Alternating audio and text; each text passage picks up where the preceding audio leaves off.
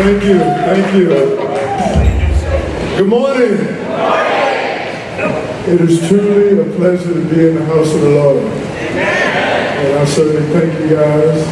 Hank, first I want to thank Hank for nominating me. Appreciate you, Hank. But Pastor Dennis, thank you, lovely wife. Renee, you are a great singer. You know somebody can sing when you feel it. When your heart starts palpitating and all that stuff. So thank you much.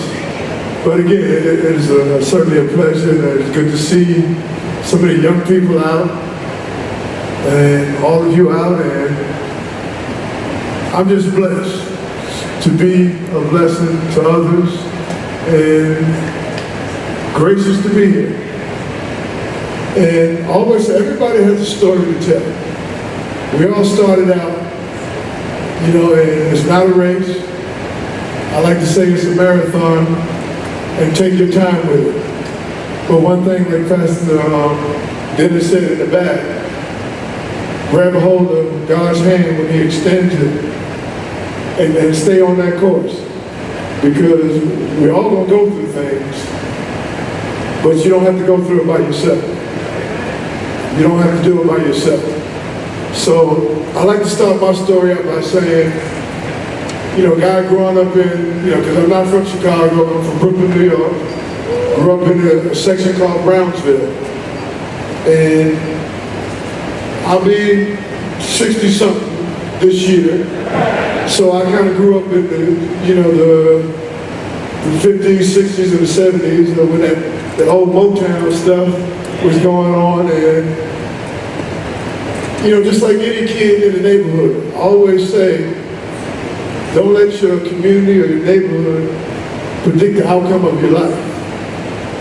The reason why I say that is because there were opportunities in my community, but there weren't a whole lot of opportunities. But for me,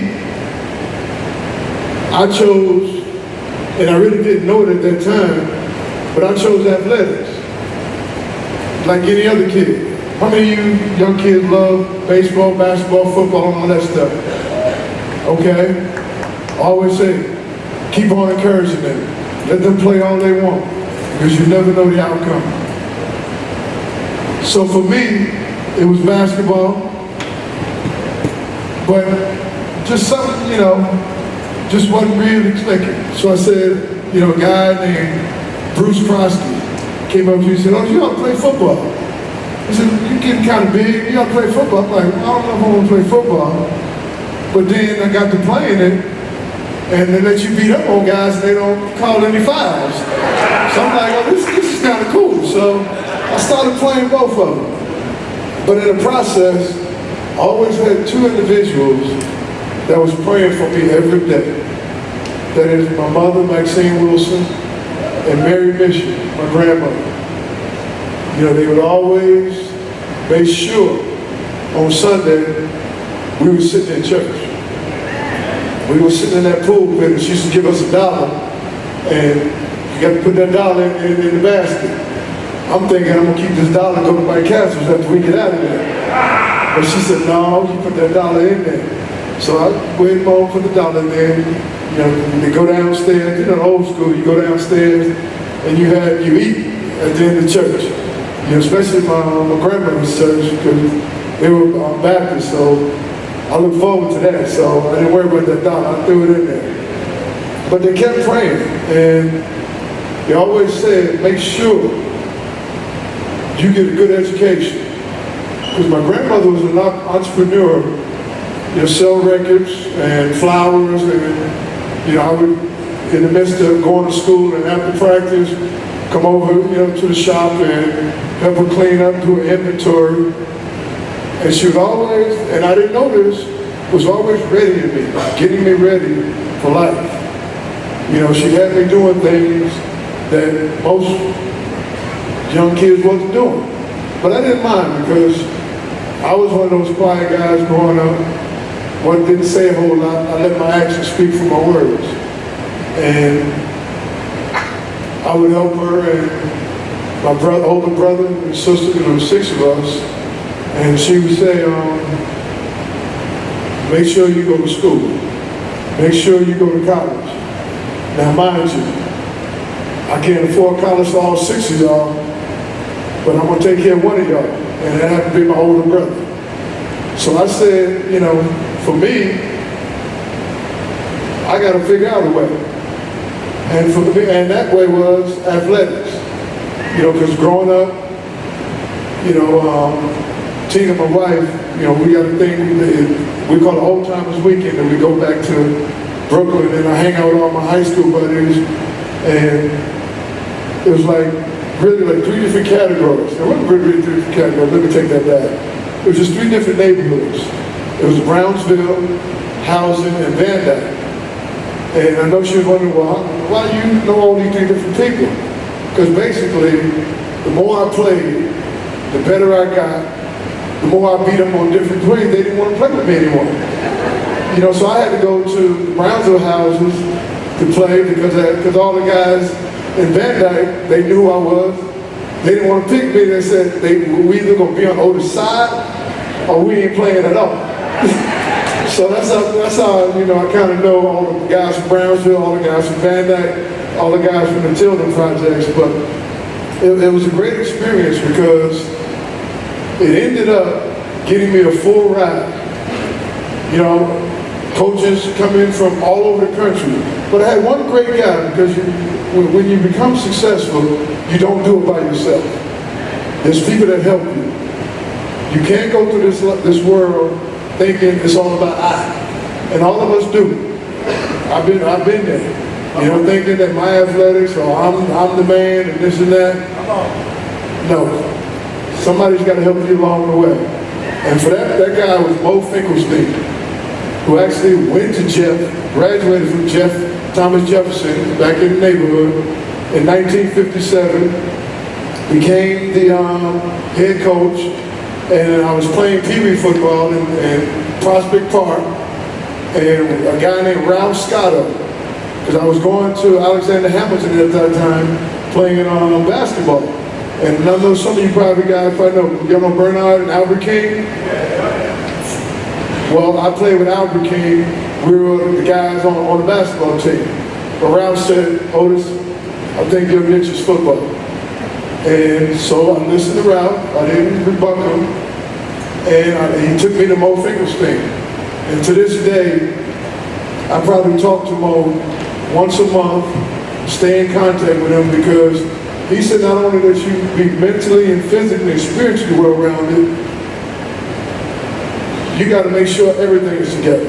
And this guy used to send us through, running, lifting, eating, education. He was tougher than moms and grandpa. He stayed on us, and it paid off because we ended up winning two city championships, and that's what led, me to go to the University of Syracuse University, and got up there, didn't kind of like it. I thought it was okay for me, but it really wasn't. So I called my high school coach. I said, Mo, I don't think I really want to do this up here. He said, what do you mean? I said, I want to leave. I want to go to another school. He said, you can't do that because this might screw it up for somebody else behind you. And I said, well, just believe me, Mo, this ain't for me. So I transferred. Ended up at the University of Louisville, and wasn't a football school. It was pretty much a basketball program.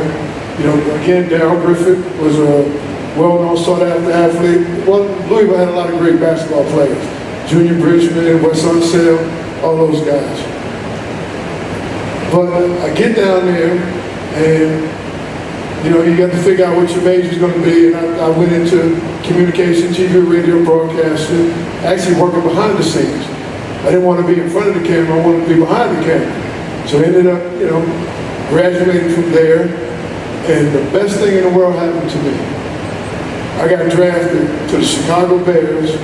I was the #1 pick, the 19th player in the first draft. So, thank you.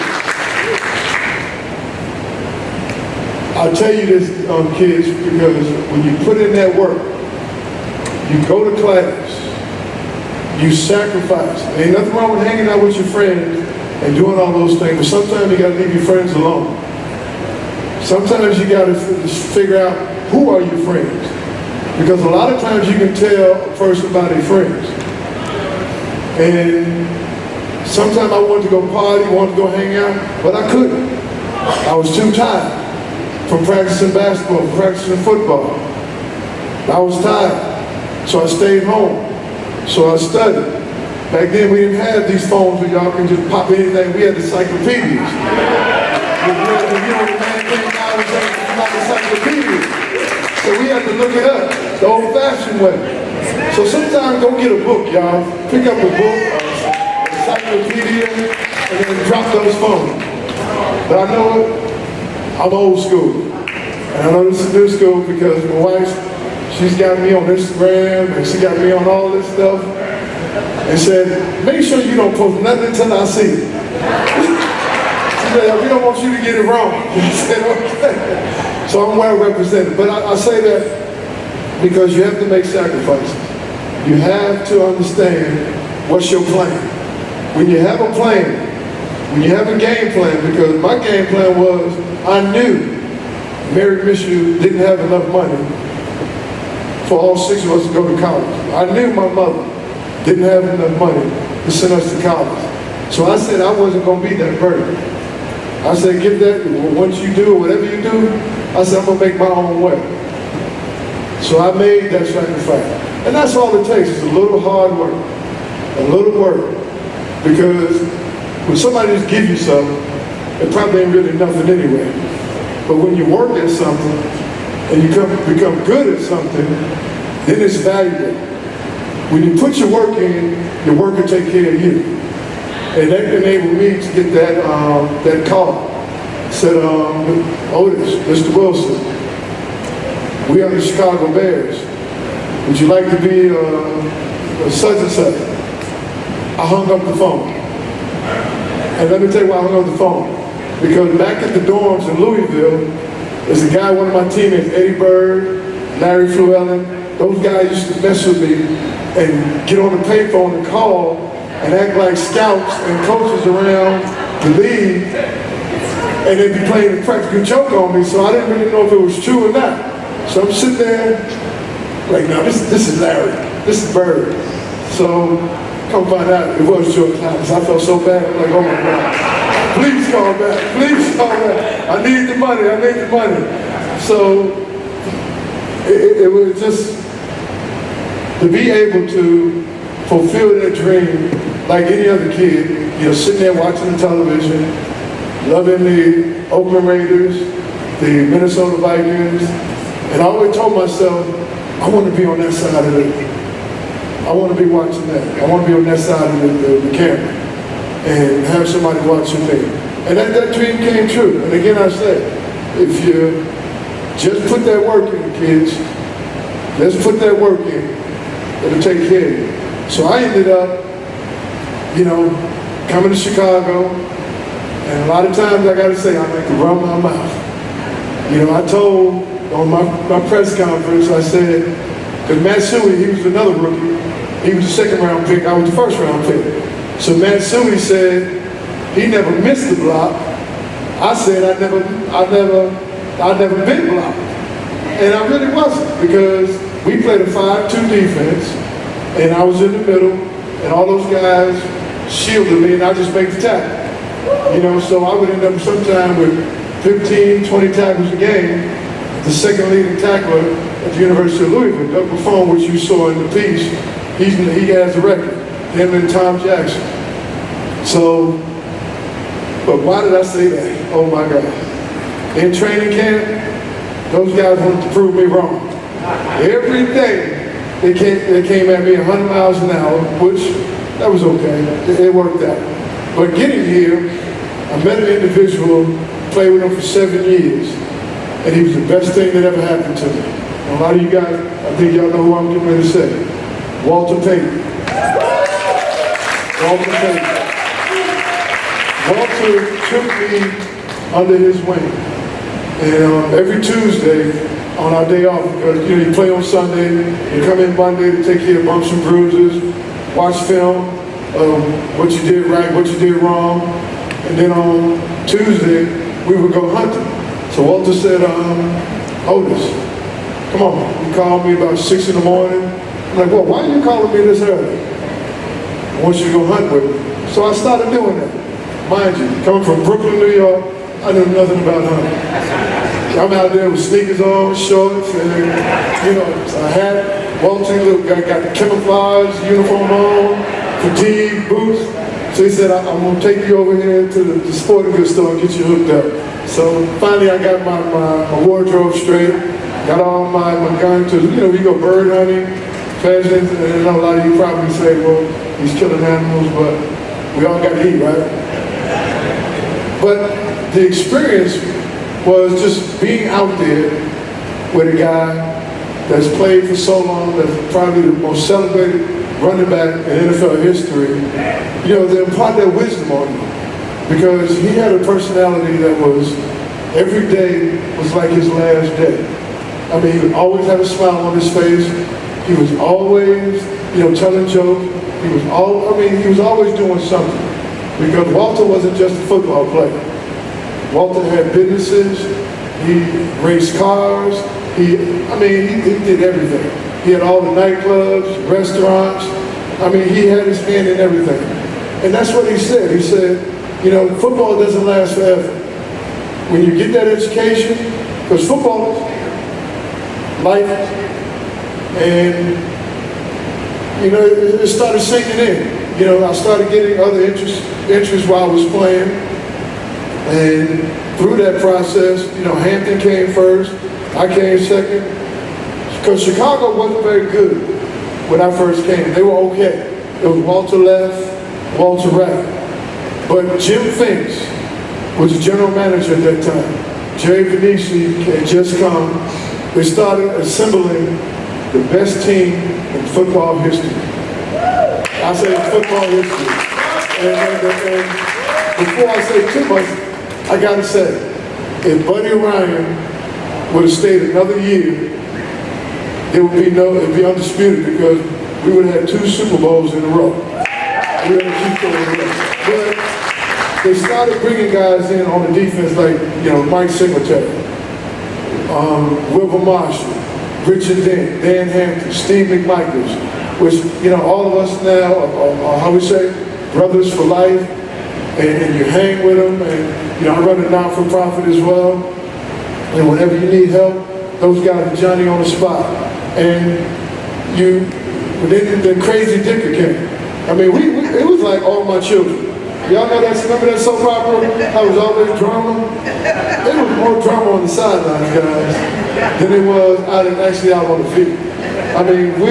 You would see Buddy and Dicker going at it. You would see the defense on this side, the offense sitting over here. You would think it's 2 teams, but it was really one team. Because the players, as we got along well together. We partied hard. We said we're gonna play some football, but we're gonna go to the club. Because Walter got the club, Walter got the restaurant. We knew we was gonna eat, we knew we was gonna party, and we knew we was gonna win. Because when you got Walter on one side, Jim McMahon leading on the other side, Willie Dog running down the field with that lightning speed, Dennis McKinnon coming across the middle, catching those passes, and y'all know what we did on defense. We had one rule: take out the quarterback. He will not survive. That's what we said. He will not survive. So it was just great. From 1980 to 1988, playing with those guys, and just committed individuals. And I look at them now today, and all of them still successful in what they do. And it's only indicative because I saw the work that they put in. Because we challenge each other every day. We said, what you gonna do? Are you gonna make the play? But if you don't, I'm gonna make the play. I look at Rich and tell him straight up, you might got the call for you to be the star, but I'm gonna get there before you do. And before we knew it, we were tackling each other trying to get to the football. It was just so much fun. And then the personality. We not only had good football players, we had good people. I mean, Steve McMichael, we call him Mongo. That man will never shut up. I mean, it's like a walk-in little encyclopedia and telling. I mean, we had guys just phenomenal. I mean, they were unbelievable. And every day we go out there, we get our work done, and we party hard. And unfortunately, and it's always some good, and there's always some bad. So I got to admit the bad. I wish we had smart owners. Them McCaskies, woo, Lord have mercy. God help them. Sell a team, let somebody else take over, because it shouldn't take 30-something years to get back to the Super Bowl. I mean, they're still leaning on our success. I mean, football, mind you guys, today is a little different than it was now, because defenses like ours couldn't play today's game. We get fined because we were too aggressive, you know. But that's the game of football, y'all, right? Isn't it a contact sport? Isn't it a game of finesse? Isn't it a game like a chess game? You know, oppose your will on somebody? And that's what we did. So, you know, after I left Chicago, I ended up, man, and I'll tell you, I've been blessed, and I'm still being blessed. I went to one of my favorite teams. At that time, they were in LA, so-called LA Raiders, and got a chance to play with Marcus Allen and Howie Long and those guys, and had a great time. But the one thing I noticed right off the bat, they didn't have the same will as we had. I mean, I saw why Al Davis, which is the owner of that team, they weren't successful. Because they come in at 10:30, by 2 o'clock, they finished practice and going to the beach. You know, when we were there, we stayed till it was like a 9 to 5. We had pads on all day. So we put the time in, we put the work in. You know, so I ended up 2 years there. And then after that time, I said, well, you know, my time, after 10 years, I got to figure out something else. You know, and I was lucky enough. Oh, and in '85, as y'all saw the Super Bowl shuffle, some days never die. You know, and Willie Gault brought that deal to the table. Willie said we wanted to raise, because Harold Washington at that time was the mayor of Chicago. They wanted to do something for charities in Chicago, so they came up with that. And we were pretty gutsy, because just think about that. We are the band shuffling crew, shuffling on down, doing it for you. We're not here to start no trouble. We just here to go to Super Bowl shuffle. If we'd have lost, we would have been laughing stock.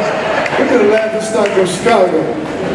Had egg all over our face, but it turned out well, and that was a great piece. Chicago Community Trust was birthed after that, and they gave them $3 million to impact the city of Chicago. You know, so that was a good deal. But for me, I said it was time to bow out, and then I said, well, let's put that other stuff to use. So I ended up after 1990. You know, I did my radio show. I did a halftime show, then I did a pregame show with WREX Channel 13 in Rockford. Then I did with WLS Radio. I did my radio piece, and for about three years, and then I started getting antsy about that, because, you know, being an athlete, being competitive, I needed a little more. So a guy I knew named Eddie Bow. Eddie was in the movie industry, and I'm hanging with him. He go reads for The Future. How many of y'all know about The Future and Harrison Ford? So he reads for that, and I'm sitting there waiting on him. The guy said, oh, you're not here to read? I said, no, I'm with Eddie. He said, well, why don't you read for us? So Gerard, I read for that part. Lo and behold, 2 weeks later, they called me back. I'm in the movies. So I spent 2 weeks on set, ended up using probably about 30 seconds. But you can tell it's me. I did, you know, get a little speaking part. I did get credit. So that was my first movie, The Fugitive, with Harrison Ford. I got to meet him and know him for a little while, him becoming friends. Then I did The Glass Chain. I became a hitman, you know, and then I did The Fence. I was a criminal. I said, this is not working out. I wanted to get a love scene. I wanted to be the man, the hero of the show. My career is going downhill. I went from a prison guard to a hitman to an inmate in jail. I'm like, no, I got to find something else to do. This is not going to work. And but I say that to say, kids, regardless what age you are, there's not one thing you can't do in life if you don't put your mind to it. You know, I always look at my game plan. Thank the Lord for waking me up in my right mind and say nothing hurts. Read that game plan. Understand what's your passion, what it is you like to do. Because everybody got something that they like doing. And who knows what that's going to turn out. You know, there's a lot of people walking around wondering or saying to themselves, if I only did this, if I only did that. Fear is the biggest thing in the world that will stop you dead in your tracks. Don't let fear stop you. Let fear motivate you. Understand that there's nothing wrong with failing. The part of failing is if you don't do anything. If you get knocked down, get back up. Get back up and conquer your dream, because that's for you.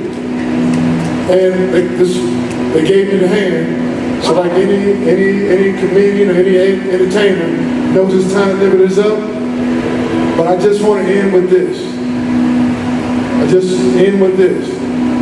There's nothing in the world you can't do if you don't put your mind to it. I came from Brooklyn, New York, a section called Brownsville, which most people, they look at in that area and say, that person's not going to amount to anything. Not going to amount to anything. But I said I wasn't going to let that community dictate the outcome of my life. I knew, for me, it was athletics. For you, it could be a doctor. For you, it could be a lawyer. For you, it could be a teacher, a construction worker, anything in this world. If you put your mind to it, put a little work into it. Because anything that you work for is worth getting. It's worth getting. Because I've seen presidents, I've met queens, I've done everything, just about it, not everything, but I've done a lot of things through the world of sports. Sports is a melting pot. You meet black, white, green, blue, you meet all kind of likes, you meet all kind of wants. But you got to come together as one. You got to be as one to accomplish that goal. Keep God first. And do what you need to do. Young people, you can be successful. When you become successful, you take care of your mom and your dad. You take care of them because they took care of you. At that time, you didn't realize what was going on. You had somebody advocating for you. You can be successful, guys. And even the older ones, learn something new every day.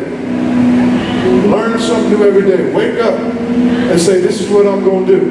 And if you don't get it all done, if the Lord bless you one more time, finish it. Thank you very much, guys. I certainly want to thank Pastor Dennis for this opportunity. I want to thank everybody today. I want to thank all of you for coming. Because I tell you, the Chicago Bears, the football, these guys have been good to me in my life. And you find your way, find your niche, and make it happen. Thank you much, guys.